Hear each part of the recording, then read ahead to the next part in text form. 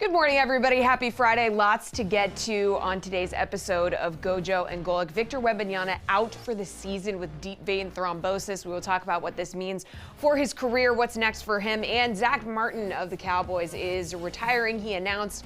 We'll talk to Gojo about that. And Mark Williams, failed physical, LA, no, now he's still on the Hornets because of that. Is he damaged goods? We will break it all down. All that and more coming up. 2 hours of Gojo and Golic starts right now.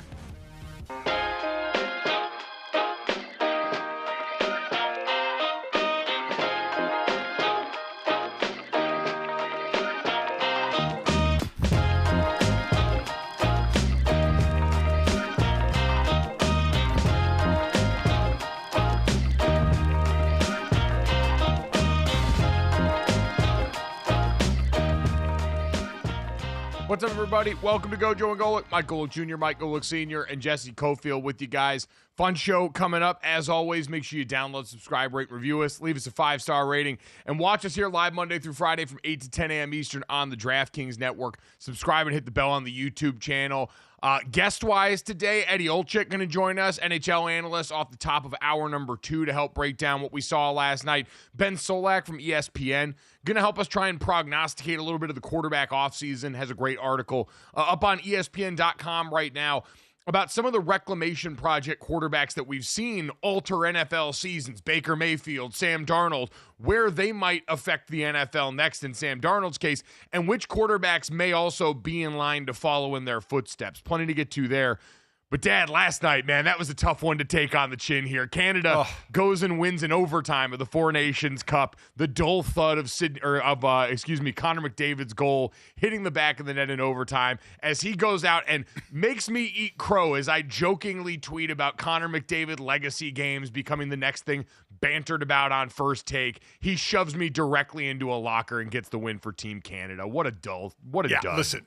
Yeah, when the best player in the sport scores the game-winning goal, you go back a number of years when Sidney Crosby scored in overtime of the Olympics to beat the U.S. I mean, it's just another dagger in the U.S. heart.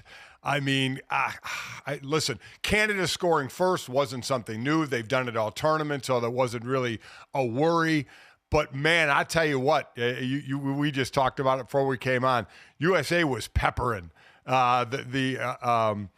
Jordan Binnington, the Canada goalie, in overtime. A couple of point-blank shots that Binnington saved that really was the difference. And I mean, the shot that McDavid scored on Hallebuck, I mean, was so difficult to stop. That was another point blank one with nobody in front of him to end the game. But that's the joy of this. There's nothing like overtime hockey, but like you said, it just ends. I mean, it's just over, once that goal is scored in overtime. But boy, did it live up. I mean, it was weird to think this was an exhibition game, an exhibition series. Right. I mean, there are guys that are not going to be able to play when the actual regular season starts, I think Saturday, because they kept playing through injury, i.e. Matthew Tkachuk and others that were just playing, there's hurt and there's injured, and Tkachuk was trying to play injured. And couldn't do much of it. But there are guys that are going to miss regular season games because of this, where in other sports, guys would just not play in the exhibition games. These guys, hockey guys, are just built different. I've always said they're the toughest athletes in the world. And the dude that had the biggest glow up in the U.S. was Brady Tkachuk. Brady Tkachuk, yes, not only scoring goals, but dude just laying Canada players out into the boards. He had the most hits in the tournament, the most devastating hits in the tournament. Dude is just one tough SOB, man. It really was incredible. Just a vintage, gritty glue guy performance from one of the families of hockey here. They had Keith Tkachuk in the broadcast booth before the game, talking to Brady down there on the ice here. You mentioned Matthew didn't play for pretty much the entirety of the third period and in overtime of this game. Like you said, I had to try and explain to people, because I had people hit me up asking, what are they playing for? And when the answer kept coming back that it was nothing other than the national pride of wearing your country's colors, it sort of really underscores. And I know a lot of people are running wild with the PK Subban quote yesterday on ESPN, where he took the NBA players to task. He talked about the mindset of the NHL players, why these should be the guys that people want their kids to be like, because they go out there and play through injury and play hard every night and try and deliver in all these ways. But they get to take the victory lap right now, Dad, because for Gary Bettman, for the NHL, who are constantly scrutinized for how they promote the sport, the decisions they make around high-profile events, they took the All-Star break and completely dominated it in terms of the attention economy. It will be interesting when we talk to Eddie. I'll be curious how they spin this into more going on in the back half of the season for these guys, more eyeballs on the sport down the home stretch for the NHL's final leg here. And that's going to, I think, I don't know how you go about doing it really, other than the stewards of the sport continuing to try and show people night in and night out, this is what we do all the time. This is the kind of stuff that we are capable of each and every day around here. So, again, congrats to our Canadian brothers and sisters for going out there. I was encouraged overall. Like, the scene in TD Garden was incredible. Lots of USA chants. There wasn't much booing of the Canadian national anthem, which did bring me joy. Like, that shouldn't have been a headline for us. Jesse, I understand, from the Canadian side of things, the angst geopolitically that led to that moment there. But it seemed like there was only a smattering of boos in the stands for this game from the U.S. side for the Canadian anthem, right? Well, I saw, that the singer changed the "O Canada" lyrics slightly to take a little dig at the U.S. So that's kind of funny. Oh, really? Yeah. I mean, so she said, I can't say her last name, but Chantal is her first name. She sang "O Canada," and she sang, rather than saying "True Patriot Love in All of Us Command," she changed it to "True Patriot Love that Only Us Command," as a little dig at the Trump administration saying that they're going to make Canada the 51st state. There you go. Spicy stuff there. A little. By the way, "O Canada," generally pretty solid, strong. Thought her rendition was just okay. Like that. I think it was Katie Nolan who said you should only be able to boo the anthem if it's bad, like if the singer's doing a bad job of it. So I don't think that rose to the occasion there. But either way, I thought that was good to see there from both sides. And I think overall getting past a lot of that until we get to Dad, who we now have back. The next Olympics, which is all really ramping up to here. The NHL season, and if they can parlay this into eyes on, that's going to be one thing. We know now, though, that we're getting good on good in the upcoming Olympics. That is going to be an absolute dogfight. Yeah, you got the Olympics in 26 and the World Cup in 28. So 2 of the next 3 years, you have all of the NHL. Because remember, this was just 4 nations. This was Canada, U.S., Sweden, and Finland. There are obviously more hockey players from other nations. So you're going to see that in obviously the Olympics. You're going to see that in the World Cup in 28. In 27, I would imagine they would do another form of 4 nations, I would think. Going back to a couple things. Before you guys lost me, PK Subban, he actually picked Canada and then the United States. He picked them both. He pulled the former player turned analyst. His first hit on SportsCenter yesterday morning, he picked Canada. And then later on in the day, he picked the U.S. So he covered his bases. He pulled a vet move and covered his bases. The School of Broadcasting. I had no idea. Yes. I've seen PK on with the Levitar guys. I had no idea he had internalized it. Yeah, he did. He actually picked both sides. But to go back to the question, and this will be interesting to ask Eddie Olczyk. You brought it up. What is it? What will it mean for the second half? Will people know more names now because they were thrown in front of them? Will they tune in more? I don't know. I don't know what it means for the regular season because it's not nation on nation. I'm not sure what it's going to mean. So that'll be interesting to talk to Eddie about. Well, because I think the interesting part is the nation-on-nation part obviously heightens the intensity and creates stakes very easily, even where there were none. The back half of the NHL season, there are stakes already built in with the playoffs on the way. Yeah. It suffers to an extent from the NBA and MLB problem of so much inventory with games that at times it can feel hard to get latched into one. But, Dad, we know NHL guys are wired to go out there and give it all every night. These games are absolute battles most evenings. The intensity is going to be there. And to your point, the skill level, like, we're not hockey experts on this show by any means. We're as general hockey fans as there are, usually parachuting in for the Stanley Cup playoffs, all that stuff. The skill level was inarguably high. Like, I always enjoy when players are so good you don't actually have to know a ton about the sport in order to see it.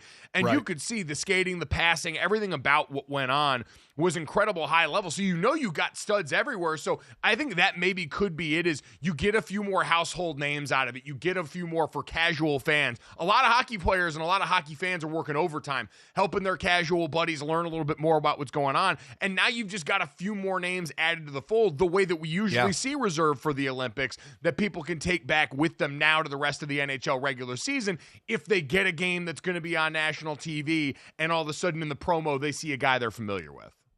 Yep, exactly. So hopefully that will help. And I just can't get over the emotion of putting on your nation's sweater. I mean, they showed the highlight of Charlie McAvoy, who was out, who had a sling on and he was in the locker room calling out names of, kind of doing a roll call type thing. And when he finished, he just put his head in the chest of one of his teammates. You could tell he was crying. I mean, it is an exhibition game. It's an exhibition tournament, and this dude was so distraught that he couldn't play. He's probably done for the rest of the season for the Bruins. He's probably done because he hurt his shoulder in the first game, but gutted it out and played in the game against Canada last Saturday to help the team win.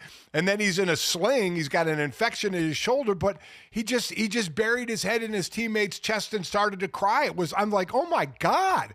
I mean, it's amazing. It's just amazing. They trotted out Mike Eruzione from the Miracle on Ice team to try and rev up the engine for the boys here. Like, it was, I don't know, just all across the board. Like, and I think for Mike Eruzione also, you saw the tributes all night here, the way he fired up that group, the emotional response from these guys, it felt bigger than anything labeled an exhibition ever could. And so for the future, I know that we had talked to Shane O'Brien the other day about maybe this expands to more nations in the future for this. We've got international competition, and to the point of a lot of people, I saw some NBA fans sort of bristle at all the barbs that they're taking, that this heightened sense of what this game meant was exacerbated by the fact that the NHL had withdrawn its pro players from international competition since 2016. Right. And so we hadn't seen good-on-good action. Would more of that lessen it? I don't know, man. If you bring that intensity every time, I don't care how often we see it, every time it's going to be a draw because people are drawn to people that care about what they are doing. It's a simple formula that the NHL was able to pull off here. So kudos and congratulations to Canada, to Jordan Binnington, who took a lot of grief from a lot of people in the lead up to this for his performance and ends up stopping 20 shots in a row to finish off the game, including a flurry in overtime from the U.S. to help Canada go out there and notch that win with the Connor McDavid goal in overtime. Dad, while the NBA now got back in action last night, and good luck going up against the NHL, I'm sure that number from the U.S.-Canada game is going to be insane. It's probably going to top a bunch of Stanley Cup final broadcast numbers. I know they talked about in the broadcast, Sean McDonough said the get-in price was like $2,300 by the end if you were looking to get in on the day of. And so you had all that going on, and they had the NBA's return to action for the final stretch of the season, and it came really with some bad news at the beginning of all that, as we found out that star second-year player Victor Wembanyama for the San Antonio Spurs going to be missing the rest of the season with thrombosis in his right shoulder, deep vein thrombosis, a blood clot in his right shoulder that thankfully they caught coming off of the All-Star break, had been complaining of that discomfort here, and that form of a blood clot was discovered when he got back to San Antonio. Typically, Dad, treated with blood thinners or potentially a procedure. I saw Stefania Bell on ESPN yesterday say the treatments for this work very well. There's a great rate of guys returning to high-level performance, and so he should be able to recover just fine from this. But, Dad, no doubt a massive blow for whatever the Spurs were going to try and salvage from this season down the stretch. Yeah, sitting at 23 and 29, they were outside of the play-in, but improving certainly from last year. So now it kind of flips to, could they get a lottery pick? Could they pull off the Cooper Flag situation? I mean, which would, because they have 2 lottery picks potentially. They have theirs, and right now they're sitting at 3% to get the top pick. There's 7 teams with a worse record, and they get Atlanta's, and Atlanta is sitting in 9th right now. So Atlanta right now wouldn't have a lottery pick. They're in the play-ins for the Eastern Conference, so they would only get 1 lottery pick at this point.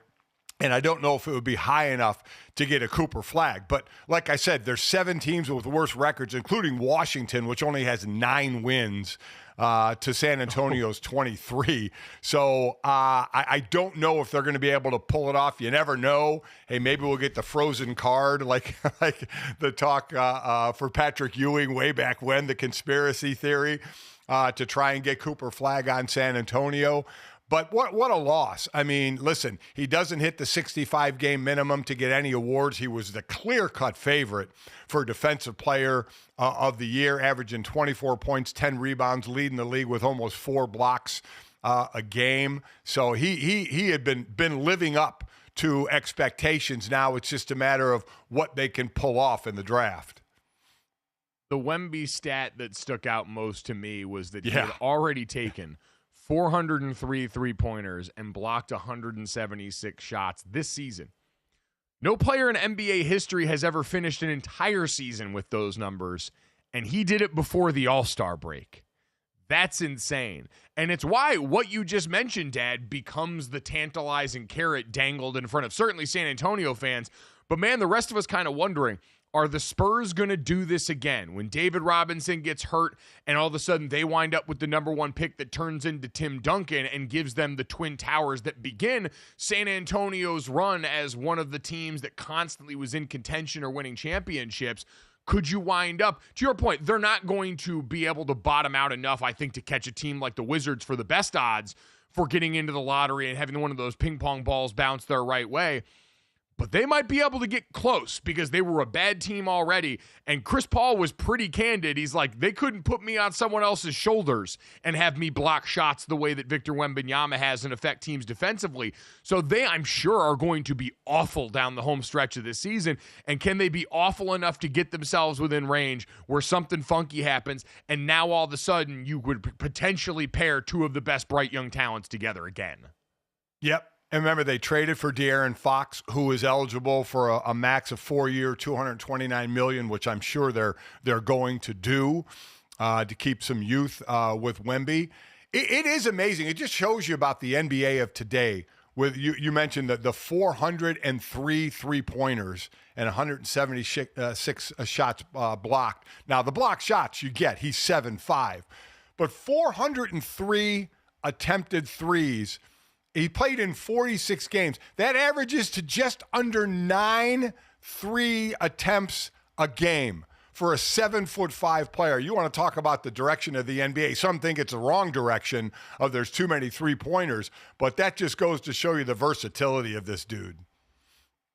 Yeah, if Slender Man can do it, though, I'm kind of okay with it. I want to see him do as many weird things in the basketball court as possible, and if that's a part of his game he feels the need to explore, then go for it. We wish him well, though. Wish him a speedy recovery from all this. Obviously, blood clot is one of those things that rises to a level of fear among athletes that's different from a normal injury because it's internal, because it's something that's so far-reaching. So glad they caught it, glad that he is going to be okay, and we look forward to more Wemby in the future very soon for San Antonio. Coming up next, though, the future over for one-star NFL player. Next on Gojo and Golic.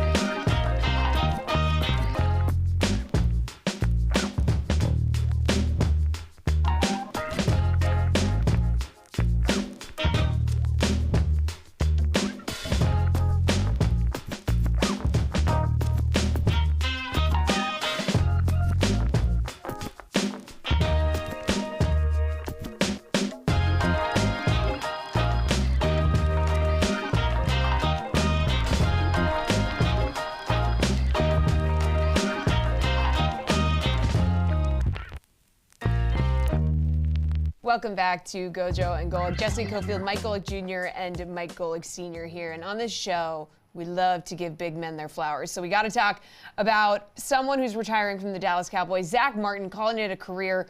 What a legend, guys. And, I mean, we just got to talk about how significant this guy was. What's your just initial reaction on hearing that he is hanging up the cleats? I mean, sad. This is, one of the last few guys that I played college football with that's holding on and been playing in the NFL. And him and really Harrison Smith both playing at an incredibly high level, and both will be gold jacket players when Harrison decides to hang it up. But Dad, for Zach, you could see this over the last number of years, the injuries starting to take their toll a little bit. And a guy who really had nothing left to prove as far as an individual and what he gave to the game. 9 Pro Bowls in 11 years with the Dallas Cowboys, 7 first-team All-Pros, famously more All-Pros on the first team than holding calls during his prolific NFL career, a stat that had kind of gotten him household name status in a way that doesn't often happen for offensive guards. I said it yesterday online, and I'll say it again here. He is the best football player I have played with or against, the best football player I've seen in person.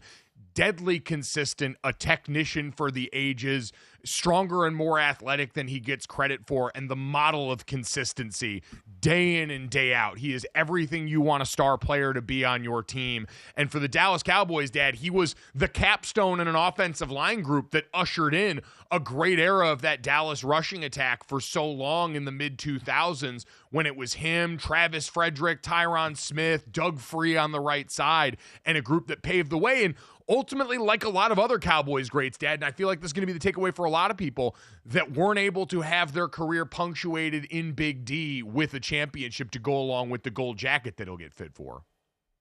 So first, the stats. He was a 9-time Pro Bowl selection in 11 years with the Cowboys. Only Hall of Famers, Bob Lilly with 11, Larry Allen with 10, Mel Renfro with 10, along with Jason Witten 11, who was eligible for the Hall of Fame for the first time this season, have been named to more. Martin was a first-team All-Pro pick 7 times, which is tied for the most in team history with Bob Lilly and Hall of Famer Randy White. His 7 first-time All-Pro selections are also tied with Hall of Famers Randall McDaniel, who I played against with the Vikings, and John Hanna, one of the most physical guards who ever played the game with the Patriots, for most among guards all time. So there are 3 guards all time that made 7 first-team All-Pros: Zach Martin, Randall McDaniel, and John Hanna. As we mentioned, he only had 7 accepted holding penalties to equal his 7 first-team All-Pros. And I feel, voters struggle voting for offensive linemen, right? They're going to look at all pro nods and Pro Bowl nods and that kind of thing. But I think, listen, he is a first ballot Hall of Famer.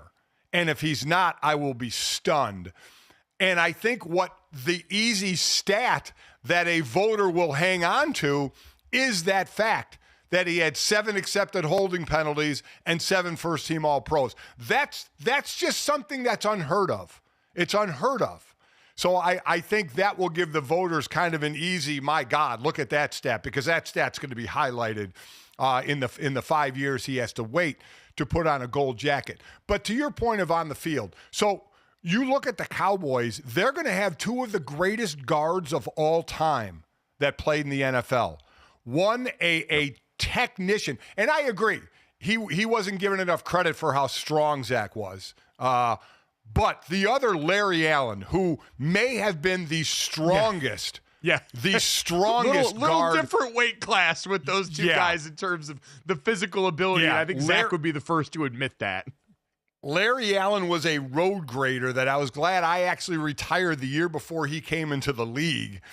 And just an absolute tank who played mostly guard, played some tackle, but mostly played guard, and was unbelievably fast. There's that highlight of him sprinting and catching somebody on an interception, which is amazing.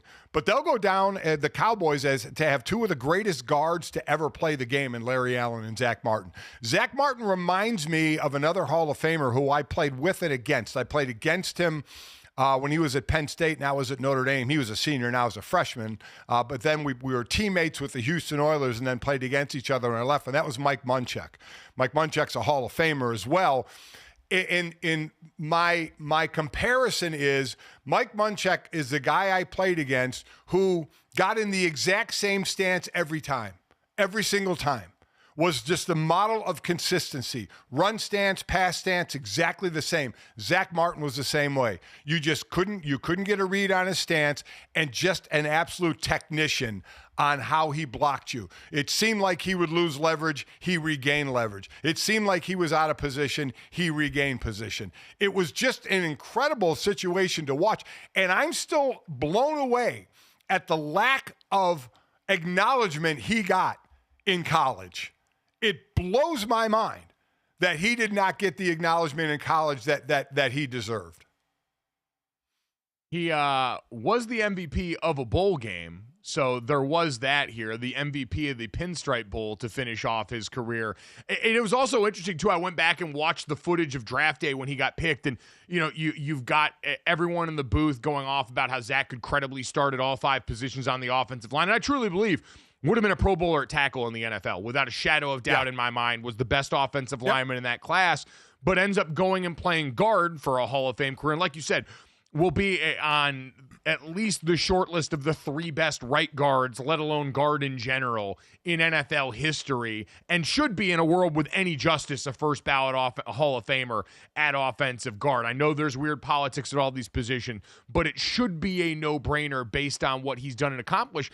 But everyone remembers, and maybe some people don't at this point, that at 16 overall pick by the Cowboys, that was the pick where people thought they were going to take Johnny Manziel, who ends up going to Cleveland, and the rest is history. In a sea of moves that we question for the Dallas Cowboys, Dad, when it comes to post-draft analysis of how they want to do things with their players, that's one thing. But there is no doubt, especially at offensive line for a run there, the Dallas Cowboys know how to find and evaluate talent and did the right, sensible thing in this one, stopping Jerry Jones from his basest desires and saying, we're going to go buy blue chip stock and just let it sit there and collect money for us for the next decade plus.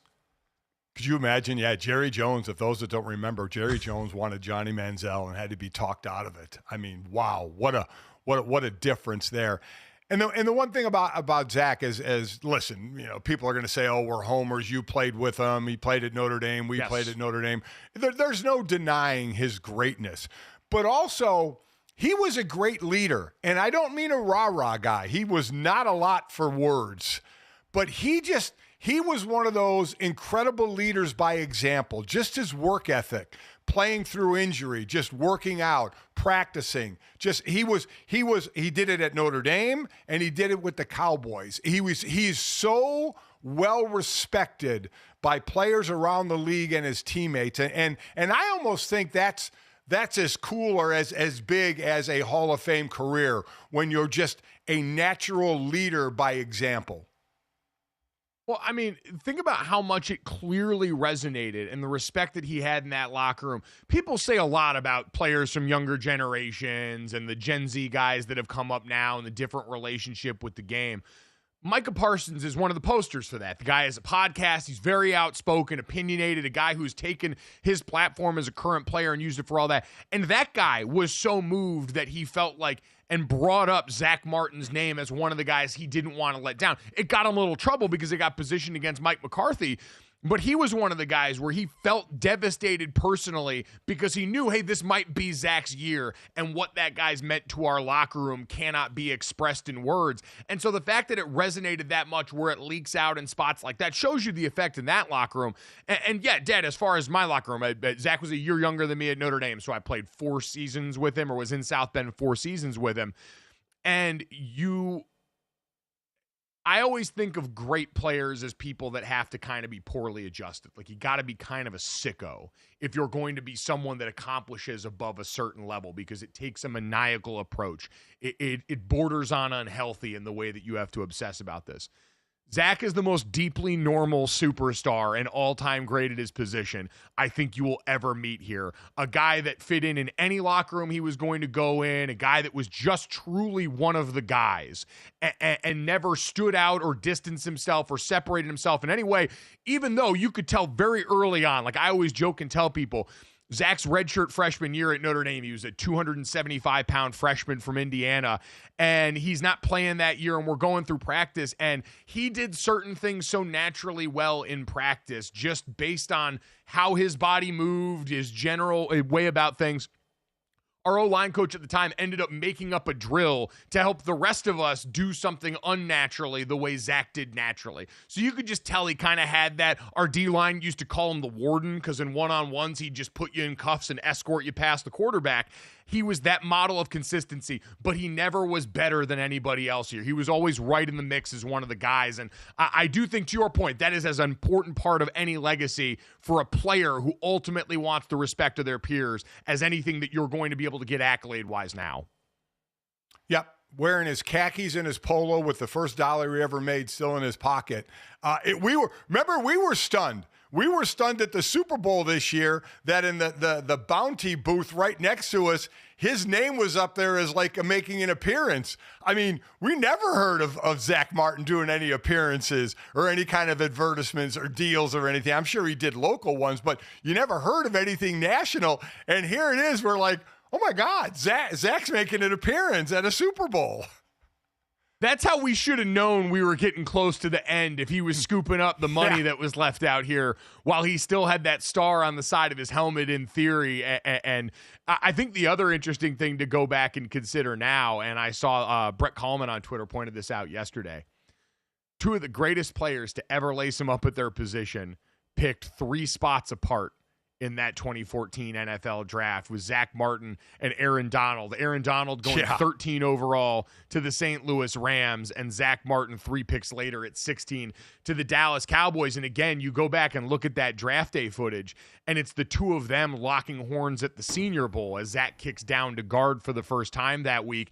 And really, Aaron Donald was the only player that could even get close to beating. I saw the rep that they showed, and if I'm grading by O-line standards in one-on-ones, hardly qualifies as a win. But if you're going to give it up to anybody, Aaron Donald, who's got a claim to being the greatest interior defensive lineman of all time, decent person to lose to. And those guys, Dad, sort of synonymous over the years. The battles that we got to see between those two when they did link up were always incredible. And both managed to go out here from this draft class and become two of the better interior line performers of all time. Yeah, in that 2014 draft, Aaron Donald's the only player to have more first-team All-Pro selections. Zach had 7. Aaron Donald had 8. They both had the most from that 2014 class. And I know you were just happy that on Aaron Donald's draft day tape you weren't on it. You were not highlighted or low-lighted on it. My greatest career accomplishment, and Aaron Donald is always my stock answer. People always ask who's the best guy you played against. Obviously, I didn't have a long NFL career, but in college, we saw some pretty good dudes. And I always say the short list of them is Mark Herzlich, especially before Mark dealt with his battle with cancer, where he was still able to make a great career out of it. But pre-cancer Mark Herzlich, one of the best football players I've ever seen in my life. Future Boston College linebacker Luke Kuechly right behind Aaron Donald as the best player. Now, Aaron Donald wasn't in his final form when I got him, thank God. And so to your point, I did miss the highlight tape. But if we're adding best players I played with or against, I've said those guys are great. Luke Kuechly, as brilliant from the neck up and as physically gifted as any player ever. Aaron Donald, obviously quicker than hell, stronger, played with the edge to him. But the best player I ever played with or against is Zach. And to get to see what went into creating the guy that would spend 11 years protecting quarterbacks in Dallas was a really cool thing for me, something I always take a lot of pride in telling people about. And again, he's a great guy. He's been a great friend and someone I'm very thrilled for that he's going to get the flowers he deserves after this long career. Going to be a nice reunion for a lot of you guys, former teammates of his 5 years from now at his induction ceremony when he puts on the gold jacket. Yeah, no, going to be a lot of well-paid former first-round beef that I'm sure makes its way to Canton in 5 years to help inaugurate Zach Martin into the NFL's Hall of Fame. Coming up next, we will get back to some hoops from last night, including LeBron James turning back the clock next on Gojo and Golic.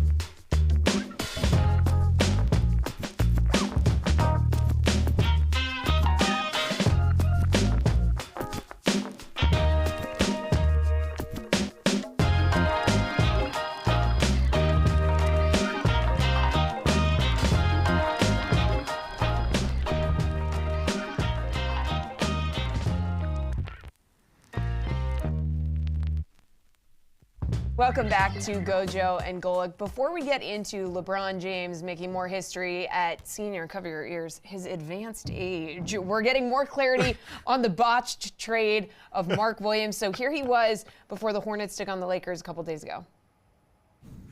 It's tough. Like, you know, you go from getting traded, thinking you're going to LA, and then they choose to fail me on my physical. So you got to shift your mind back from I'm not going to be here. I'm back with the guys in Charlotte.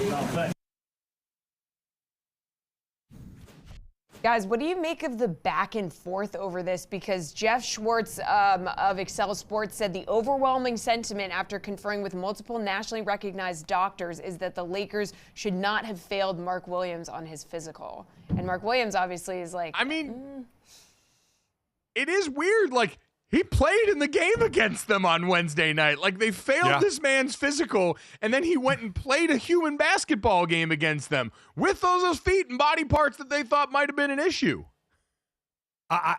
Listen, I certainly don't understand it because the Lakers need help in the middle, right? They got rid of AD. They have Jackson Hayes playing center, who would play behind AD, now playing, you know, at least starting, you know, not playing a ton of minutes, but at least starting.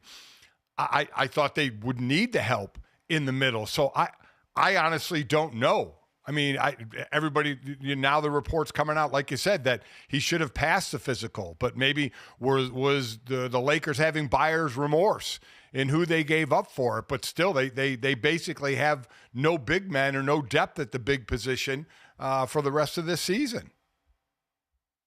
Now, what I will do is stop short of making it sound like this was going to have, I think, any meaningful impact, because while Mark Williams is a name that we now know because of this, to your point, he is a career already mired by injury as a player that's, 23 years old? So it's not that he couldn't grow and develop into something. At the same time, I do not think this man was going to be the difference between the Lakers moving up to become some better, higher seed in the Western Conference down the back half of the season.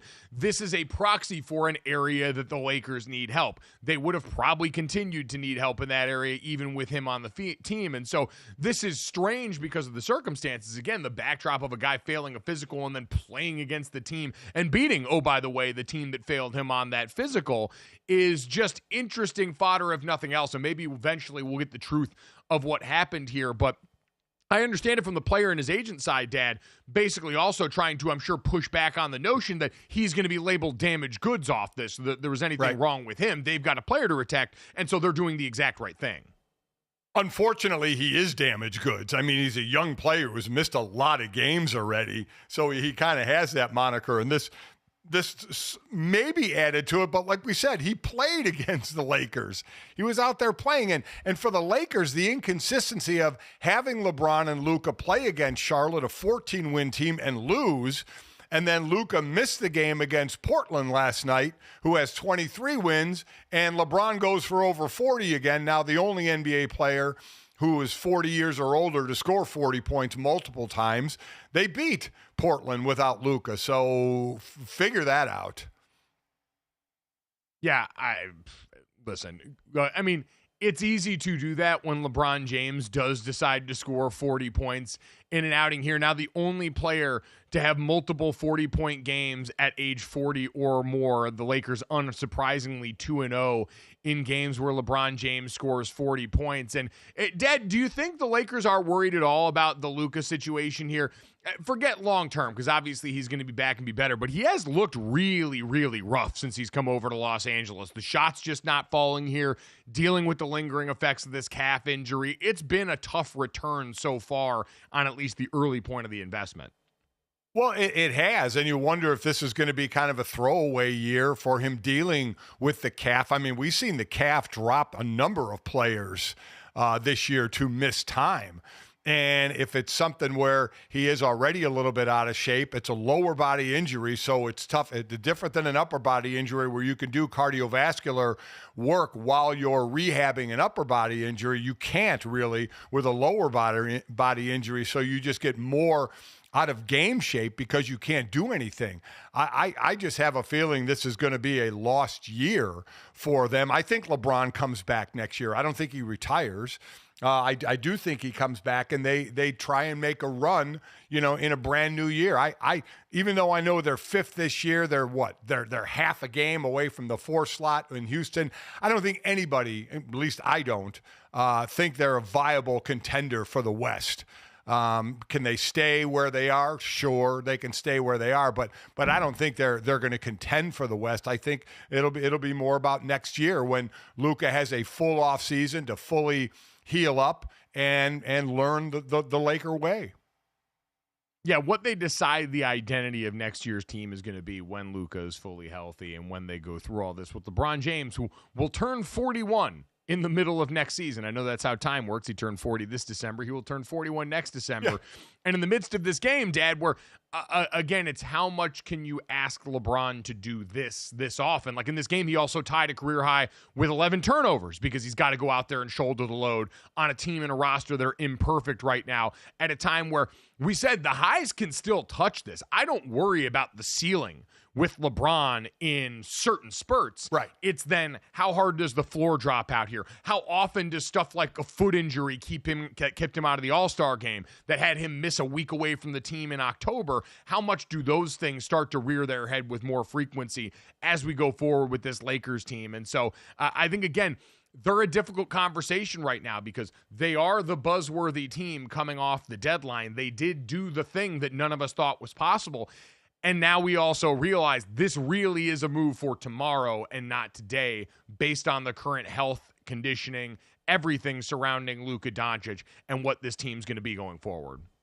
By the way, we talk about Luka and LeBron. Austin Reeves is having himself a year, right? Put up, 32 last night? I mean, he is definitely flourishing. He's like 4 points higher than his high, which was last year of just under 16 points a game. He's over 19 points a game now. He's definitely playing some ball. I mean, Austin Reeves can hoop. We know he can do that on offense, but on defense, him and Luka are both a sieve. So that kind of creates the other problem for the Lakers right now is when you can't hide multiple guys at once defensively, how do you go out there and structure them out there? How do you make this work when they are fully healthy? That's why a lot of people thought that Austin Reeves might be one of the guys that's potentially on the block when it came to the trade deadline, because defensively that lineup really starts to show some holes when you're also dealing with subprime LeBron defensively and the way it affects and alters that team. So again, that's sort of the news out of the association outside of the Victor Wembanyama stuff going down the back half of this season there. It will be interesting. Gojo and Golic here coming up in about 15 minutes. We're going to have Eddie Olczyk come by to talk a little bit about the NHL. We're going to have Ben Solak in hour number 2. I did want to shift gears a little bit here, Dad, and get away from the NBA to something that we missed talking about earlier here. And that was something that Steve Sarkisian talked about the other day in the state of Texas. Apparently, the Horns are going to join a growing number of college football teams not doing spring practices in college football this year. He cited the extensive length of the season in college football, playing multiple games in the playoff, the toll that takes on guys' bodies, guys they have leaving for the draft, the spring portal, all these things with turnover. But we've seen other coaches cite different reasons. Matt Rule at Nebraska cited the spring transfer window and said it's basically just free advertising for people that want to come in here and poach our players. And so USC not doing this either. Dad, do you think in general we're going to see this thing completely go by the wayside now and have college embrace a more NFL model? Listen, spring games have really turned into such fixed situations of a scrimmage that I think they've lost whatever value they may have had. I think they've lost it, a while ago. So I don't see this being a bad effect on college ball. You're getting mid-year transfers, so you're trying to get a team together. It's as one coach put it, it's more like team building now, where you don't finish it off with a spring game. So I don't think this has any effect. It's just the spring game has been forever, right? I mean, that's a college tradition of a spring game that's gone down to high schools having spring games as well. So you're kind of seeing, you're going, the current college method is making spring games go by the wayside. So what? I mean, who cares about a spring game, quite honestly? So I don't see it having any adverse effect that like, oh no, there's no spring game. I don't see any issue with it. Oh, no, I didn't mean it as like the sky is falling or anything like that. It's just college coaches are usually very hesitant to change. So I've been surprised at how quickly these guys have adopted, especially, Dad, what we know, embracing change that looks like the NFL. Now, more of that might be on the administrative side for college, where we won't even call it the 2-minute warning. It's the 2-minute timeout in college football because we're not like them and they're not like us. And we've got to remind people of that every chance that we get. But from minor rule tweaks to that, now actually kind of admitting what it's become, more of a version of the NFL. And especially, Dad, from a player health and safety standpoint, I do appreciate this, that someone is looking up and going, we're beating the hell out of these guys now during the season, especially on the better teams. And I understand there's 133 FBS teams. Not all of them are playing and making a run through the college football playoff that now requires you to play and win multiple games if you're going to win a national championship. But for the ones that do, we've got to manage this differently. We are adding more strain to these guys' bodies in a way they haven't experienced before. In the NFL, we've been doing that for a while. Adding games there is still one game that was added on, and it'll eventually be a second game that's added on. We added a bunch on right away for a group of players that had not been used to playing that much volume down the stretch. And so how they manage that going forward and how they get the best out of these rosters with that in mind and with the constant influx and change in talent here is going to be fascinating going forward. Dad, because I had a group of 5 coach actually talk to us before a game I did this year, and said we kind of just used it to do like, borderline ropes course stuff, getting to know you team stuff, because you're going to coach a bunch of these guys up through the spring, at least right now, and then you were losing them to the spring transfer window on the backside of that. You were losing them to other schools, and you would just put all that time into developing a guy that wasn't going to be there with your team, so you might as well use this for the off-the-field getting to know you stuff that, Dad, is getting more and more difficult in the current landscape of the sport with how quickly and how often guys change teams. Oh, it definitely is. The team bonding, you bond and then someone leaves. But Sarkisian said he's trying to have an NFL-style spring featuring OTAs, right? And I'm sure college football, the powers that be hate the fact that he's mentioning an NFL OTA because, like you said, they hate to compare themselves with the NFL at all. But that's basically what he said the spring's going to be. It's going to be OTAs, organized team activities, and that's what it's come to. He said when you only get 15 practices, is it best for us to maximize the opportunities that we get? Is it by rolling a ball out and having a spring game? And he doesn't think it is. So, yeah, I think this is just another ancillary thing that's going to evolve in college football because of the changes, which aren't going back. They aren't going back. It's only about how you refine it going forward. Right. As we've sat here in the last couple of days and seen headlines about the SEC and the Big Ten commissioners getting together to decide what the playoff future of the sports look like, there's also been people trying to argue for what it should look like in terms of the salary cap, in terms of the revenue share that's going to be coming forward now. I mean, you've got schools. Notre Dame just hired an NFL front office personnel member to go be their general manager, and Mike Martin, who was with the Detroit Lions and is now going to come down here and try and help them operate this new world of name, image, and likeness where players are finally getting paid like this in more of an NFL model. So I'm sure that's not the only crossover, Dad. We've seen plenty of the conversation around college coaches leaving and going to the NFL, but now I'm sure we're going to see more and more schools, especially the big-time ones, make moves like that, where they're bringing more NFL ideas through personnel into their buildings. And just to kind of put a bow on it and make people understand why the spring games are going away, the NCAA Springs Transfer Portal window runs from April 16th to the 25th, after most spring games traditionally have been played. So you're talking about playing a spring game and then players leaving. So that's really why the spring game is going away. And we'll see if the spring transfer portal lasts much longer. I know a lot of coaches want to have everything pushed to January. College football has a weird calendar where so much of its free agency, high school signing days all happen in such a short window of time. Spread it out, if nothing else, college folks, for the entertainment value of it all here. Speaking of entertainment value, coming up next, Eddie Olczyk going to stop by and help us talk about one of the most entertaining spectacles in sport in the Four Nation Finals.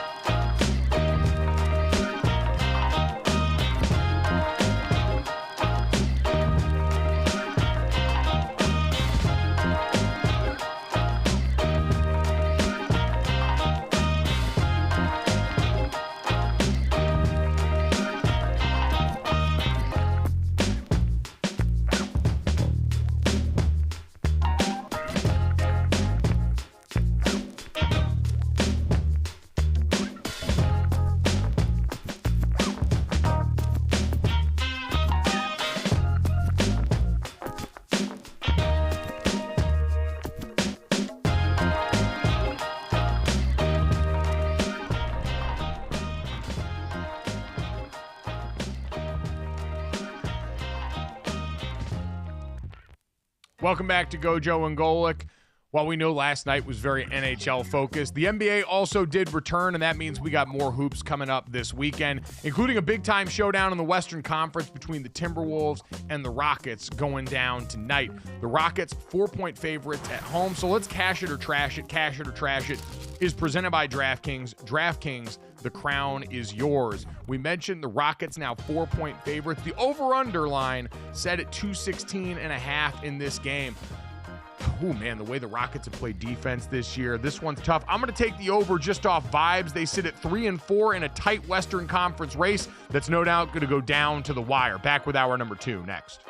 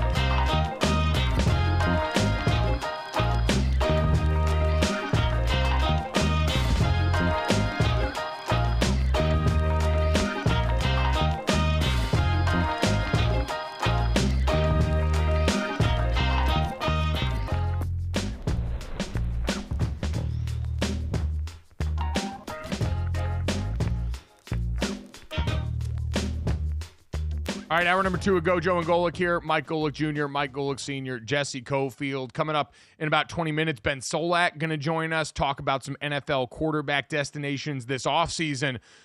But we got to start exactly where we did at the first hour here, revisiting an epic finish to the Four Nations last night as Canada tops Team USA in overtime with an awesome goal scored by Connor McDavid. For more on that, NHL analyst Eddie Olczyk, kind enough to join us now here on the program. And Eddie, just basking in the glow of what's been an awesome, we have to keep reminding people, exhibition for the National Hockey League here. How impressed were you last night by just the spectacle put on by both these teams? Yeah, well, nice to be with you, Junior and Mike. Always great to catch up with you guys.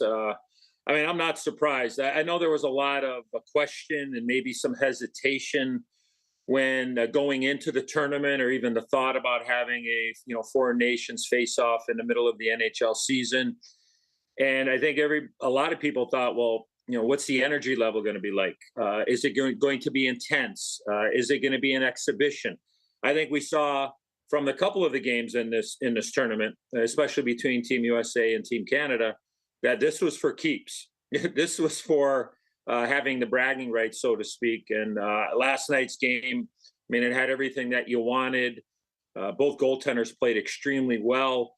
Team USA had a chance to win it a couple of different times, I believe, late in the game in regulation. And then Austin Matthews had, 2-3 really good opportunities in overtime. And then Connor McDavid got the one chance and made a perfect shot on Connor Hellebuck. So I think it's a win-win for everybody. Now, full disclosure, being a USA alum, having played 7 different times for Team USA, I was certainly hoping for the red, white, and blue. But last night I was watching as a fan, as an alum, and also as a broadcaster, because we were lucky enough on TNT to do a couple of these games in this tournament. So I think it was the theater. I think people want more, and hopefully, people realize is that I think the thought is that this is an appetizer from 1 year from right now, when you will have all of the countries, the best players in the world, best on best at the Olympics over in Italy. So I think that was the mindset. So I think people are going to be really excited about what's ahead in 1 year from now. So talk about, from the hockey standpoint, of putting on that USA sweater. As you mentioned, you did it for a number of years. You did it in the '84 Olympics, a bunch of Canada Cups, World Championships as well, of just putting on the nation colors. Yeah. Well, you know, Mike, I think the best way, and I learned this at a very young age. You mentioned the Olympics in 1984. I was 16 years old when I made Team USA in '84 and played in the Olympics in Sarajevo as a 17-year-old. And we had the unbelievable, great fortune of trying to follow in the footsteps of the Miracle on Ice in 1980. So everywhere we went, it was a parade. We were meeting the mayor. We got keys to cities. We got keys to hotel rooms. We'll leave that for another story. But, it was just like the pressure was immense for us in 1984. So I learned a lot about what it was to be, to wear the sweater and to be an Olympian. But I think the best way to say it is that what I learned very early was, when I put that sweater on, I was representing obviously our country in a sporting venue, but I was playing for the guys that paved the way for me. I was playing for the guys that I was sitting next to, and I was trying to pave the way for the players that were going to come after me, whether it was 1 week, 1 month, 1 year, 40 years later, as we are here now. So I think that was my mindset of playing. And there's just something about being able to go out there and have the feeling that the entire country is behind you when you are playing in a sporting venue. So I think for me, that's the only way to really explain it. And we saw that kind of pride reflected in all the players that were out there during this Four Nations tournament. What does it say about the NHL players in general that at a time where almost every other league's all-star game, midseason break, and celebration has come under fire for effort, and you've got this kind of show put on by these guys?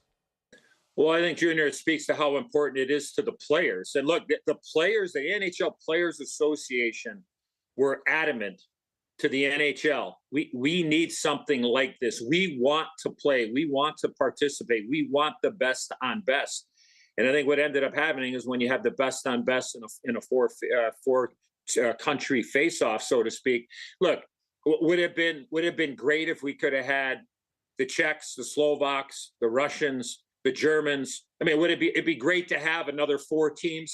But how, like, as you guys know, in the business of the NHL, is it good for business to shut down for a month? I don't know the answer to that, but I think the reason for the smaller tournament was, okay, we can shut down for 13 days, whatever it ends up being, and this is the appetizer for setting up what's going to happen at the Olympics. Remember, these were NHL rules, so to speak. Now, we went to overtime last night. Obviously, we only do that in the playoffs. So I thought it was a great idea to not have this tournament end in a 3-on-3 or a shootout type of situation. At the Olympics, it's a way different animal. It's not NHL rules. There is no fighting at the Olympics.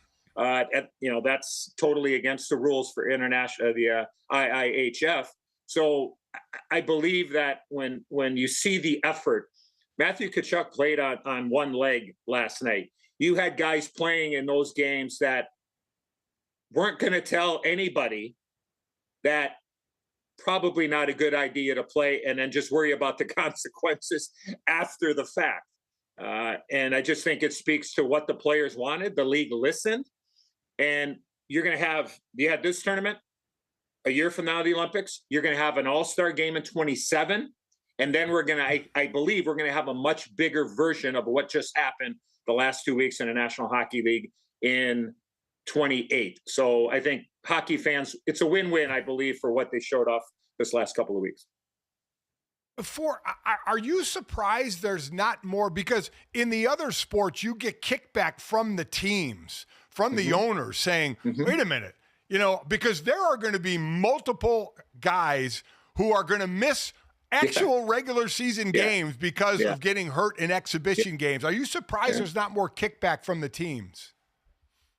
Oh, I think behind the scenes, Mike, I'm sure there are some phone lines burning, right? I mean, you look at what happened with Charlie McAvoy, again, not knowing all the details. Obviously, we saw him in a sling, and they talked about an infection. So, I mean, the way to get an infection, I don't know if he had any surgery go on. I mean, obviously something went into his shoulder that caused the infection. I mean, that's just the reality of it. We've all been in locker rooms before and stuff happens, and hey, do whatever you got to do so I can use my right arm for an hour and a half, and whatever happens after that, I don't care. Right. And I think, unfortunately, now you have, I'm sure, Charlie Jacobs, the owner of the Boston Bruins and the Bruins organization, that's like, okay, well, now what? We might not have our best defenseman for the rest of the season. So I'm sure behind the scenes, there's no doubt. I'm sure that there's that blowback, but that is there's always a risk, right? Whether it's in practice or games or traveling or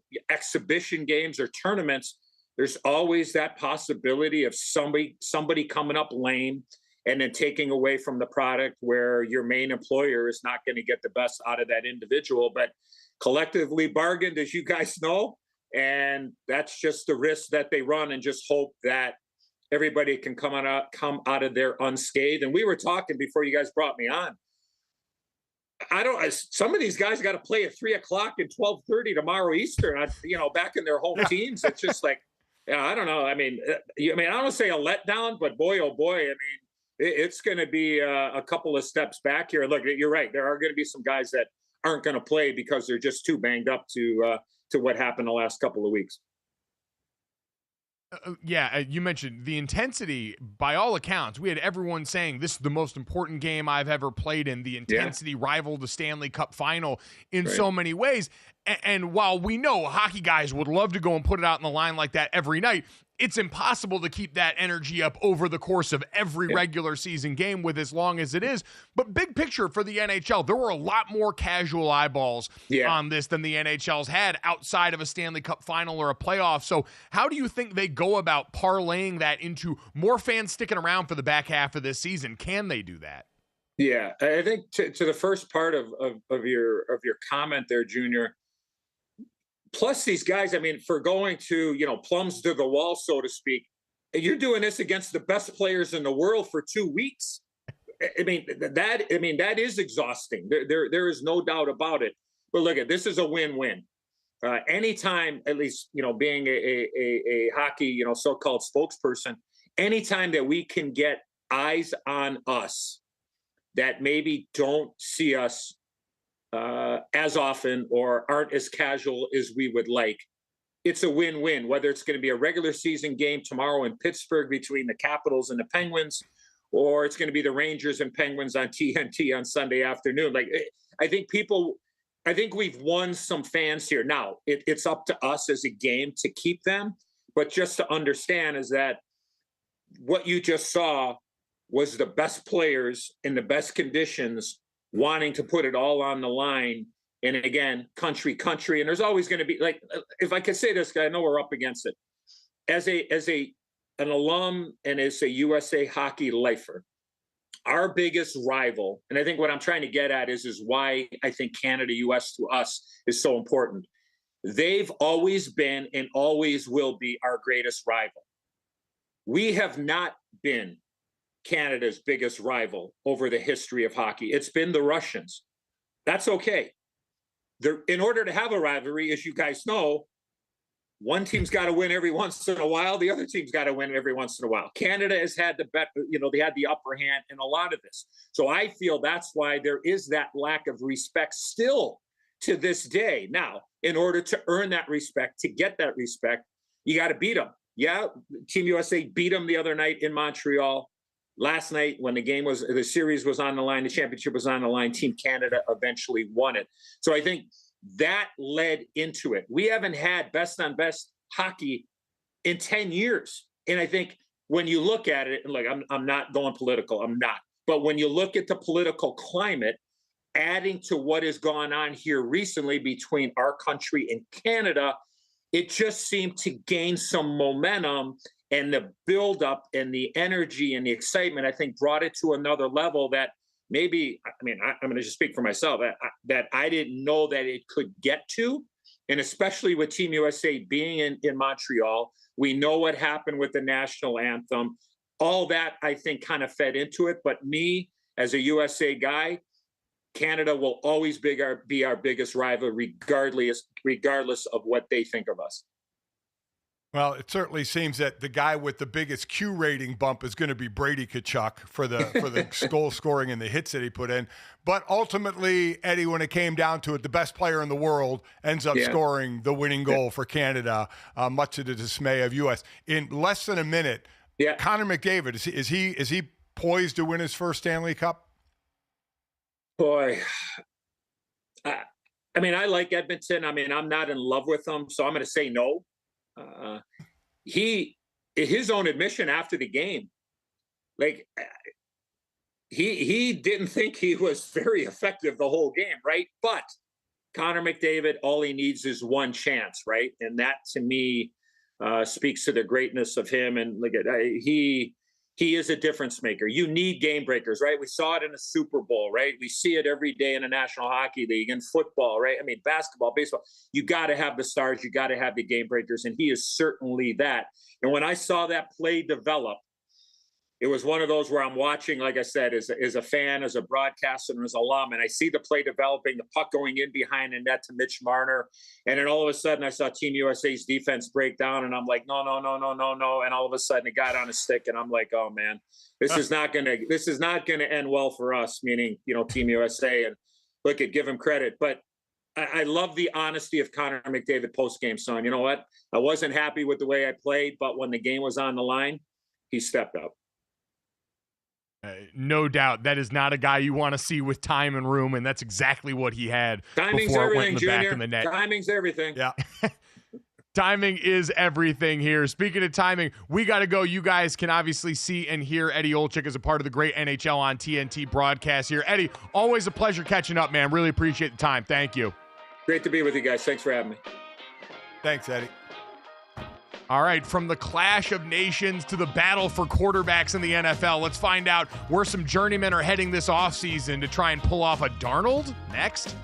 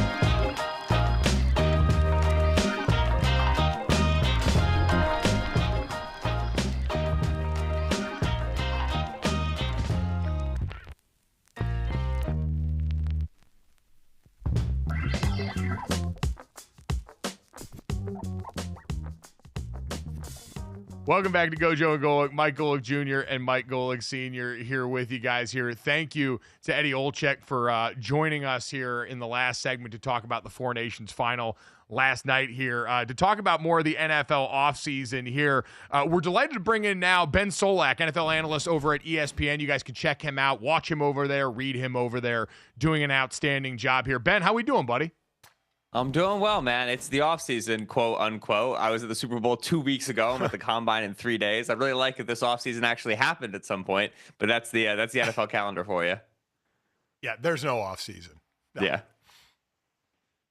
It never, ever stops here. And especially when it comes to trying to find answers at the most important position in the sport, Ben. I was curious, you have an article on ESPN.com right now about these quarterbacks that end up being found money for a lot of teams here, trying to find and reclaim certain quarterbacks in an offseason where there really isn't a marquee name right now that a lot of people can point to of a great draft-eligible quarterback, a great free agent quarterback necessarily available here. And I think to start off the conversation, though, that's what makes this interesting in Los Angeles with the Rams here. We've seen so much conversation around Matthew Stafford and his potential tradability recently. Have you been surprised that there's any sort of scuttlebutt about that between him and Los Angeles, given the fact that there's really no one else out there right now? Not too much, simply because after the Super Bowl season, they had that bad year. Stafford had the elbow injury and he had the back injury. So this was 22. And there was pretty decent, smoke conversation of like, all right, how much longer is Stafford going to play? And like, how banged up is the guy? And we know he's so tough and he takes all these hits in the pocket. Like, what if he can't go next year, right? There was talking that 22 to 23 offseason, like they might trade him now. They might move on from him now because the body isn't back. And obviously he came back and he's put together 2 good years, but he's a 36-year-old quarterback who gets banged up a lot, right? And they've I think been very cognizant of the cliff that's coming. I think that they know they've been a little bit lucky to stave it off over the last couple of years. We have to remember when they put that 4th-round pick on Stetson Bennett, that was a pretty big investment back in the day for the Rams. Can't have first, second, or thirds, right? So that was about as good of a pick as you were going to spend on a quarterback. And so I think they've known that this is coming down the mountain, and they want to make sure that they get out a year early instead of a year late, which I think is generally the sharp thing for teams to do. So I'm not surprised by it. I do think that they wish they had something better at QB2 than Jimmy Garoppolo in terms of what they did last year. They wish they had some Sam Darnold, Daniel Jones situation like what the Vikings did. And so I'm not convinced they make a move this season, but I'm certain that they'll get some QB2 or greater who's a younger guy who has some promise to him, and that might be the bridge quarterback for McVay 2025 and beyond. Well, I guess that was my question. This is a team in a win-now mode, especially in a division that all of a sudden opened up with all the injuries to San Francisco. So who do you get? Who do you get that doesn't make you take a step backward? Yeah, the win now thing is interesting to me because I would say with the Darnold retirement into the incoming Cooper Kupp trade that they're kind of more they're in a transitional place where you want to remain competitive, but you're trying to turn the first wave of Sean McVay won a Super Bowl with Matthew Stafford into, and here's how we're going to do it again with the next guy. You're trying to like start the self-perpetuating machine, right? Kind of like Eagles this thing a little bit where it's like, all right, now we're in the new quarterback era and we're reloading the canister. We have a whole new defense and boom, we're still a very good coaching staff. We're still a very good personnel department. And so I think that they can do a little bit of a Lions Jared Goff sort of a thing, which is obviously a funny comparison because they're the ones who sent Goff to the Lions. But you go and you get a veteran who's an early draft pick who's shown some promise, right? Daniel Jones doesn't actually throw me that much. Maybe it is a Sam Darnold sort of a player instead. And you say, all right, Sam, you got 1 year. We're about to spend a bunch of picks and money on offensive linemen, and we're gonna get a new corner in the building, and we're gonna add to our pass rush, and we're gonna handle the whole roster. You get 1 year, and if it still looks good, you'll get another 1 year, right? We'll let you bridge this out while we kind of plug in the remaining gaps. And if you can hold on to it, you can hold on to it. If not, then we're going to go and we're going to make a big move for quarterback, whether trading up for a guy or going to acquire a guy. And so to me, like Darnold's probably the sexiest name if he becomes available. But again, I think Darnold's going to make like decent money. So like Mike said at the top, it's a hard year for finding good quarterback options. So where do you ultimately think Darnold ends up then? Does Minnesota let him walk out of there? Can they afford to try and keep him around at any reasonable price to be the bridge to JJ? Yeah, I really thought the Vikings were going to take an earnest look at keeping Darnold because Quesido Fomensa, who's the general manager there, He's an analytics background. He's a Wall Streety sort of a guy. Those are all the guys who like the 2 QB models. The guys who say, oh, take 2 swings of the bat instead of 1, right? Have 2 rolls of the dice instead of 1. But it really sounds like, given the way that they're talking about this, that Darnold's going to get out of the building. I don't know if that's we just don't want to introduce the conflict at all. JJ's our guy. Or if that's man, we've tested the waters on how much this guy's going to get paid, and it's going to be a lot. I think people are going to be surprised by how big Darnold's contract is, right? You got to remember, Teddy Bridgewater got 3 years, you got 12% of the cap for 6 games with the Saints, man. If you just show a little bit of promise in this league, somebody goes and he pays you, right? Jimmy Garoppolo with the Raiders, right? Got that 3-year deal. So it's $27.5 million a year. I think Darnold's going to be at the Daniel Jones contract, man. I think he's going to be 4 years, 160. He had a very good season. Obviously, the sour taste got left in our mouth there at the end, but it's not surprising he didn't know how to play postseason football. He'd never been there before. So to me, I think the Raiders are the leader in the clubhouse. They're the guys with the money. Tom Brady's kind of taking control of that team. I wouldn't be surprised if the Steelers are willing to make a more aggressive move at quarterback than they typically do, because they've been making unaggressive moves for 5 years now and it has not worked. So those are the 2 teams I'm looking at for Sam. But someone's going to price him out. Someone's going to make a big offer that nobody else wants to match.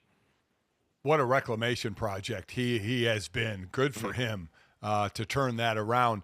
Now, how about the Achilles brothers? If both Kirk Cousins and Aaron Rodgers are available, who gets a job first and where? I think Kirk gets a job first with Kevin Stefanski in Cleveland because Kirk is likable. And I think that Aaron Rodgers struggles a lot more to get a job because people don't want to hitch their wagon to that horse. And I think that is completely understandable and defensible. It's crazy because of how we would have talked about Rodgers 3 or 4 years ago, just coming off the MVP season. It's all right, sure, the guy's the guy, but there's a certain level of quarterback caliber play that you have to go invest in. And given the way that Jets tenure went down, you just know that's no longer true with that player. And so I would expect Rodgers to get a job. I think that whoever gets left with, kind of pockets turned out after the quarterback free agent market finishes, and we start to read the trade and the draft, and who's going to not get their guy? All right, maybe all of a sudden Aaron Rodgers becomes a Titan when the Titans trade back, right? Maybe Aaron Rodgers becomes a Steeler and they try to do the veteran thing.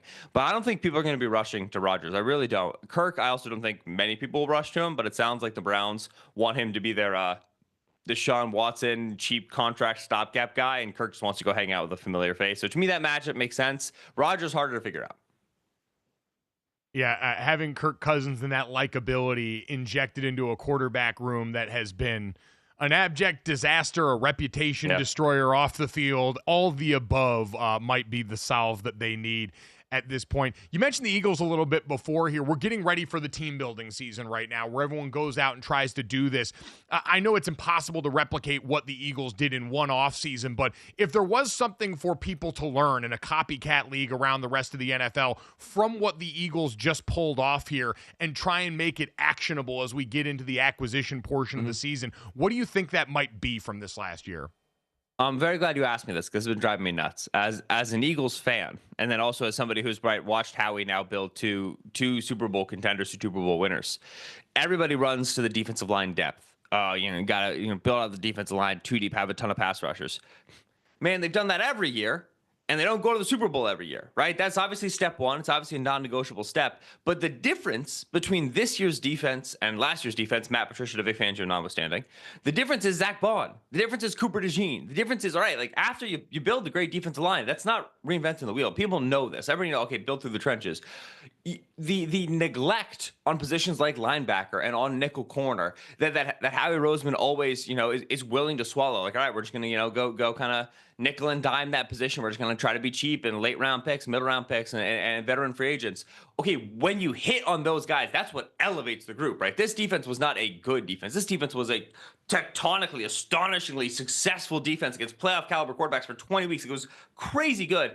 And yes, the defensive line is the headline, but what made this team different is the Quinion Mitchell pick into the Cooper DeJean pick into the Zach Bond hitting in free agency. It was the often neglected positions where suddenly the floor was raised and now the ceiling goes through the roof because you already had that defensive line in the building. And so we always look at the first facet, the first phase of team building, we stop there. Rookie contract quarterback, build to the trenches. But it's usually the trickle down that matters for that 1 out of 32 teams that make it. It's the little guys that hits those little moves. And so don't forget your nickel corners. Go get your little Cooper DeJeans out of Iowa. Get your Zach Bonds, those players who've been miscast in New Orleans but can succeed with Vic Fangio. And when you hit those secondary, those ancillary positions, that's where all the gaps get plugged and you have a really good defense. So shout out Zach Bond, who's getting no credit in this post-Super Bowl. It's all Milton Williams and Nolan Smith. Zach Bond, man, the straw that stirs the drink. But Zach Bond will get paid, so he'll have some money to spend, no doubt about that. So looking at guys that are supposed to have an immediate impact at the top of this draft, Travis Hunter and Abdul Carter, which do you think has the bigger effect on their team? I think Travis Hunter is one of the best corners I've ever watched coming out of college. He's unbelievable. I mean, when he moves, it's just stupid. You just laugh. You're just pulling the tape back, just going back forward, just to watch him like transition and the undercut routes, everything. He is absolutely stellar. Right now, Abdul Carter is remarkably the favorite to go first overall over Travis Hunter. If that's where the league's at with Abdul Carter, I get it. He's an excellent talent at edge rusher. He's a wonderful athlete in and of his own right. I would be sprinting to Travis Hunter. I just don't think you find guys that tall. They have length, they have ball skills, and they move like that at the corner position, right? I have a guy who legitimately can play wide receiver. I'm going to put him at corner. I can set and forget man coverage on one side of the field. The day he enters the building, that's so rare. It's so rare coming out of the college level. So to me, Travis Hunter is the guy. Carter, very impressive. I think he's a good player. I won't be upset by anybody who takes him over Travis Hunter, but for me, Hunter would be the choice. You mentioned the rarity of the skill set. I've heard a lot of people go back to that with cornerback spot. Financially, are you surprised at all? There's a lot of money in playing wide receiver right now. He seems incredibly adept at that. And the way that we're paying out that position, it would seem strange to draft him 1 overall to play wide receiver just on face value. Whereas corner, I don't think we bat an eye with that as much anymore. Do you have an explanation for that? It is interesting. I think the fact that Hunter is going to the combine as a defensive back means that he's getting the advice from his agent and from his team, and thereby, it's trickling down through the league that, hey, most of the league sees you playing a remarkable number of your snaps at corner. I think every single team is going to give Hunter some offensive touches, A, to keep him happy, right? It's something he's used to from Colorado, and B, because I've watched the guy move with the ball in his hands. Like, we're going to make sure the guy touches the football. Like that's not going to be a question. But I do think that wide receiver versus corner play and some of the athleticism that's required at both positions. Hunter's, like, his reactive quickness, the way that he keeps himself balanced, the way that he transitions, the way that he undercuts routes, the smoothness, he moves to me like a corner. Like, when I see him move at corner, I go, that's a cornerback. When I see him move at wide receiver, I go, oh, that's an athlete, right? It's a very football guy-y description. I don't think it's a sufficient one when we start talking about the money and the contract value, but I'm not surprised that the average NFL scout and personnel executive and general manager looks at that guy and goes, corner. Because that's just how how he's built. It's how his body is shaped. That's how he seems to move. About a minute left here, Ben. You mentioned as an Eagles fan, someone that covered that team here. How happy are you that you no longer have to have your defensive lineman worried about getting past Zach Martin in the division anymore with the retirement announcement yesterday? Zach Martin is like, I will forever remember Zach Martin as the guy to whom I became like a football guy, right? Like when I was 14, Zach Martin was very good, and I was an Eagles fan, and I just hated it. And I was like, why is he good? Stop praising the Cowboys guard. Who cares? And then as I entered the sports media space and I learned more about football, and you watch more Zach Martin, you're like, oh, okay, fine, he gets this one. Like I won't like any other Cowboy, but I will give you Zach Martin. He was a stellar player every single season without missing a snap, always. He is so narratively boring to talk about in his retirement because he was so just preposterously good always. And just nothing ever changed ever. And that went from being irritating to watch as an Eagles fan to just something that you appreciated from afar. And you took as gospel, right? Death, taxes, the sunrise, and Zach Martin locking things down in right guard. And so a wonderful career. I'm glad he ended it with Cowboys through and through. You see that less and less these days. There's always those 2 years with the Jets tacked on, right? That 1 year with the Falcons tacked on now. He's just a career Cowboy, and deservedly so. Saw all those offseason prognostications are like Zach Martin, maybe a free agent acquisition for the Kansas City Chiefs, and we don't have to endure those weird uniform edits towards the end of the career, yeah. To Ben's point here. Check out Ben Solak wearing his ESPN uniform right now at Benjamin Solak on Twitter as well. Good catching up with you, buddy. I'll see you out in Indianapolis, all right? Thanks, guys. Appreciate it. Thanks, Ben. Awesome stuff. Again, yeah, Ben Solak, one of the best doing it right now. Read him over at ESPN. Great article up currently about some of the other reclamation projects for this NFL offseason. Coming up next, new faces and new places taking on a different meaning in Major League Baseball. Coming up on Gojo and Golic.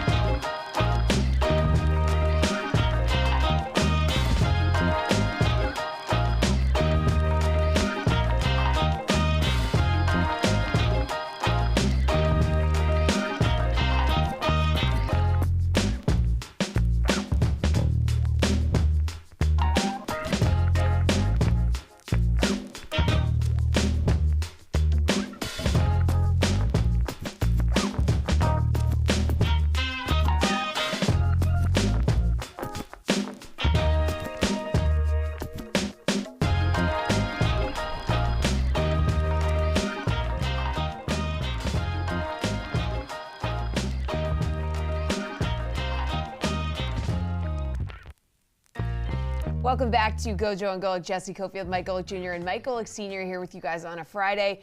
So MLB and ESPN have made some headlines after announcing that they have mutually agreed to part ways, their broadcast deal coming to an early end. Guys, what do we think about this? How can the MLB continue to attempt to build their fan base? MLB released a statement basically saying that ESPN had scaled back their baseball coverage, and that was part of the reason that they decided to do this. And then ESPN said that they saw deals that MLB had struck with Roku and some other channels, so they felt like they were overpaying. So mutually walking away still doesn't look great for baseball. Yeah, it doesn't look great. Like, I can understand a lot of non-football and basketball sports beef with their daily coverage. It's why the NHL was, I think, head over heels with the last few days, where you're getting hockey talked about on platforms like First Take, which is something that hardly happens with regularity. First thing that I thought of when this came up, Dad, was just poor Tim Kirkjian. Like, someone needs to continue to give that man an avenue to talk about baseball if ESPN's not going to have the broadcast rights to this going forward. Because I just remember during, like, some of the labor issues and lockouts and strikes, when you'd see Tim Kirkjian out there having to talk about non-baseball things in the midst of baseball times, it's the saddest I've ever seen a human being. And so he was the person I immediately thought of with this, because his joy is the nation's joy, and he should have whatever platform he needs to continue talking about baseball. Listen, ESPN's carried baseball since '90. Cut back on the coverage to a current contract of 30 regular season games, mostly on Sunday night, wild card postseason series, and the home run derby in 10 spring games. And they just didn't feel like they were getting the bang for their buck. Now, you remember when hockey was on ESPN, left ESPN, couldn't get a deal, and hockey like disappeared. Now, hockey was back on ESPN. It's kind of in front of the casual fan again. So say what you want about ESPN coverage. Now, there is a lot of other ways, and especially baseball can be more regional as well, right? We talked about how those numbers are falling, though, except if you're the Dodgers. They make over $330 million on their regional telecast. But, baseball, we talk about mostly more regional telecasts than national telecasts, and ESPN just felt like they weren't getting bang for their buck. Yeah, I don't really know what this means for Major League Baseball going forward, to be honest. They're going to have a partner for it. They've been able to point to some stronger ratings. They worked on themselves and made changes with the pitch clock and did a bunch of these things. You've got a big market team like the Dodgers that won the World Series last year. I mean, hell, we had a Dodgers-Yankees World Series. It was a great time for baseball, and so they're not going to struggle to put the lights on and keep themselves on TV, but this is also, I think, just a change in priorities of what's going on at ESPN right now, too, as they're getting ready to do a lot more direct-to-consumer stuff.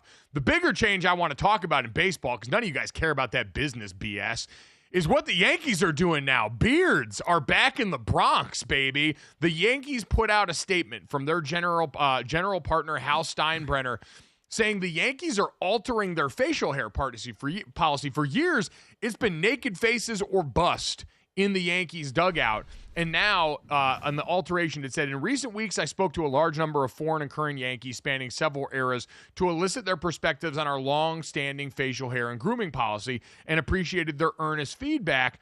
Ultimately, the final decision rests with me, and after great consideration, we will be amending our expectations to allow players and uniform personnel to have well-groomed beards moving forward. It is appropriate time to move beyond the familiar comfort of our former policy.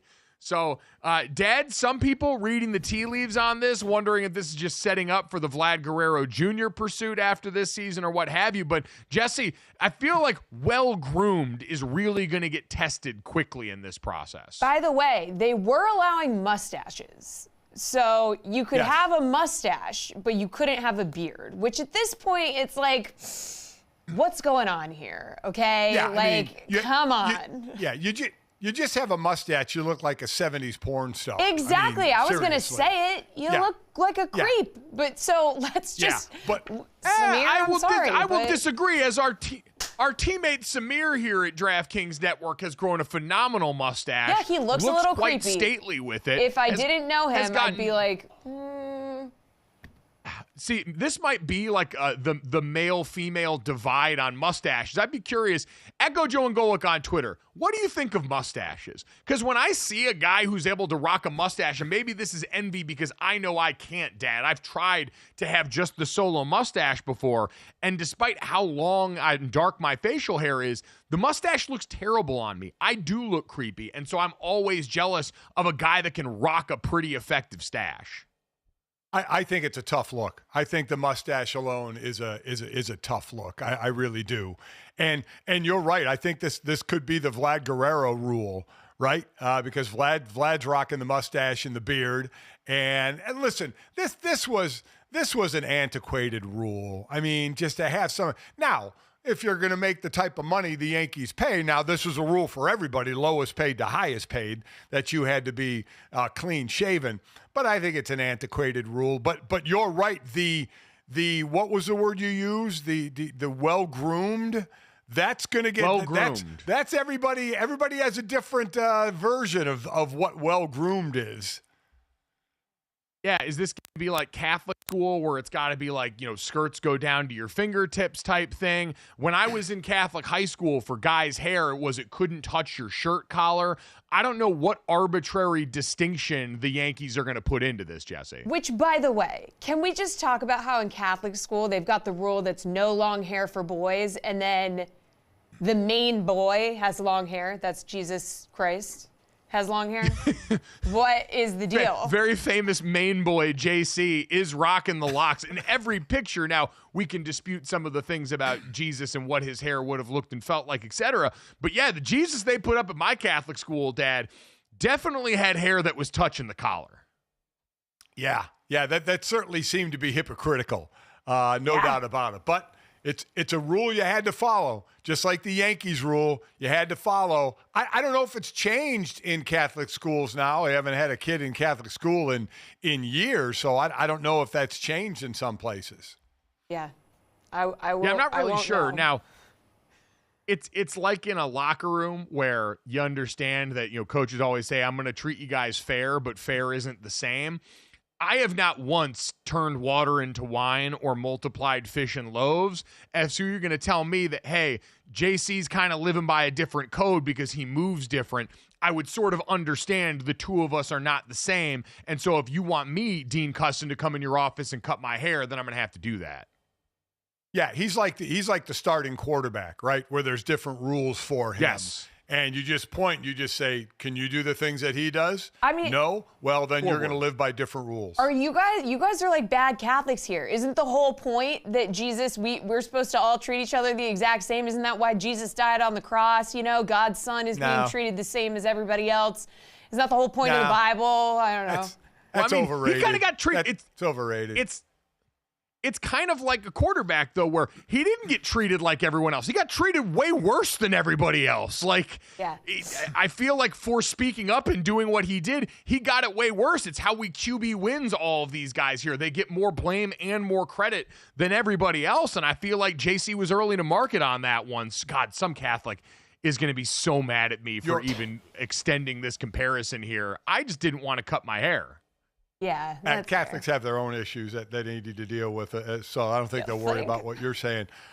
Your brother Jake texted us that said Northwest Catholic, where you guys all went to school, and you two and your sister, Northwest Catholic dropped their hair and facial hair policy. So there you go. Getting with the times. I mean, the whole reason that I look like, honestly, Jesus that went down the wrong path in my mugshot for minor intoxication in college is because I was rebelling back after not being able to grow a beard and grow my hair out for so long. Hindsight, I should have let it grow longer knowing what was going to come. Isn't intoxication? Why was it minor intoxication? You were intoxicated. Because he was underage, Is there a minor or a major? I was underage. Underage. Oh, minor. Oh, okay. He wasn't it wasn't like he was a little bit drunk, like minor or major intoxication. I mean, 0.03, I was only a little bit drunk. You if should we're start being telling honest people about that. the situation. Yeah.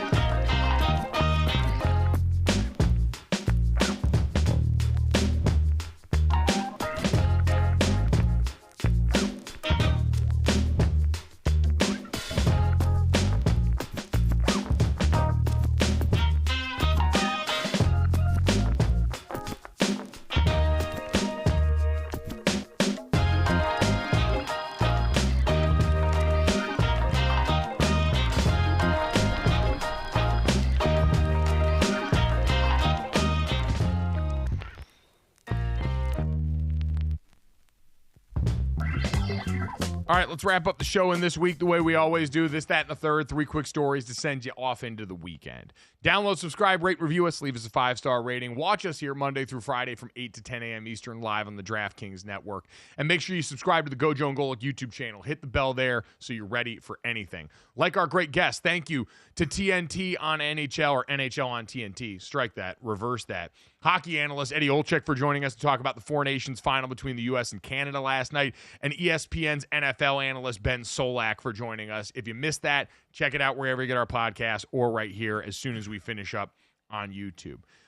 Dad, let's start off with this and talk about tanks. 4 Polish soldiers face charges of neglect of duty, prosecutors said on Friday, after the Army lost track of 240 anti-tank missiles back in July, which were later found in a train wagon near a warehouse belonging to IKEA.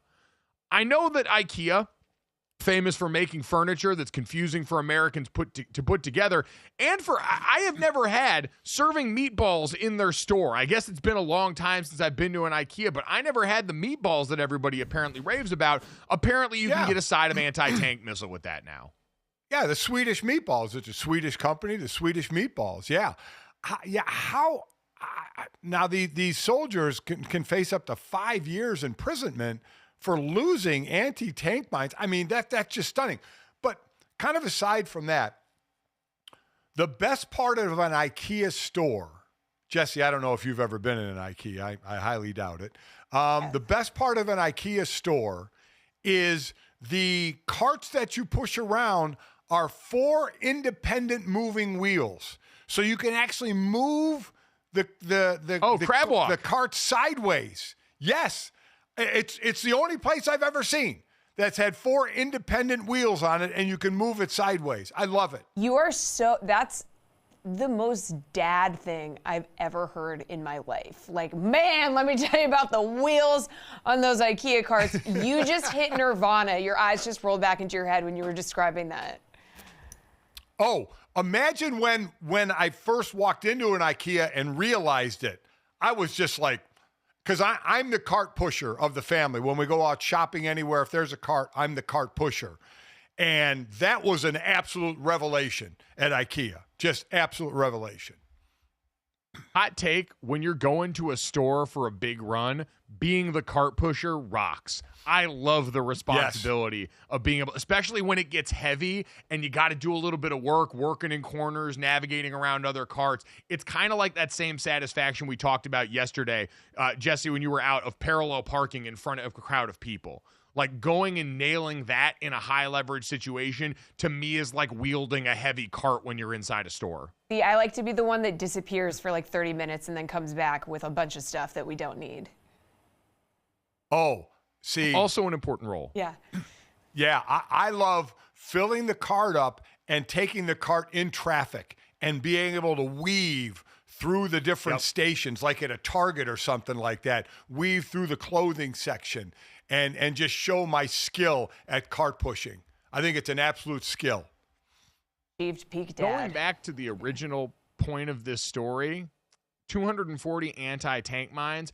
I don't know how they ever found out about this, because I promise you, if I'm the IKEA employee that stumbled on these, not saying a damn thing. I'm going clear in the other direction. Not my circus, not my monkeys. I am not about to be the one, because I don't know where those came from, and I don't want to find out. You didn't know those were like some military. Those could have been anybody's mines, and I don't want to be on the wrong side of the people with 240 anti-tank mines. So I don't know how. Maybe it was a camera that did this, but if I'm me walking in the back there, minding my own business as an IKEA warehouse worker, I promise you, not saying a damn thing. So kudos to whoever did, and good luck to those guys. You shouldn't have lost the mines. I don't know what to tell you. Jesse, let's move on to that. What do we got? Okay, so I don't know how to transition to this, so I'll just do it. In Pennsylvania, something happened called a wild game dinner. The menu had 14 species on it. It included stingray casserole, bear stew, raccoon and andouille and rabbit kielbasa. It was the centerpiece of a 12-year-old event that's organized by this guy, Larry Premio, Premium, I don't know. The volunteer rescue captain, this guy who has cooking chops, he's a hunter, he's a gatherer apparently. He sells tickets to this event and people come in.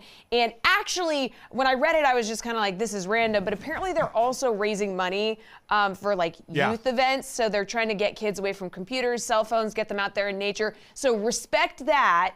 Not going to be eating the bear casserole, but respect the point of this. This is at the in Pine Grove, Pennsylvania. It's about 150 people at the Wild Outdoors dinner inside the Pine Grove Hose, Hook, and Ladder Fire Company. And some of the things you mentioned, there are a couple of vegetable dishes that largely go ignored.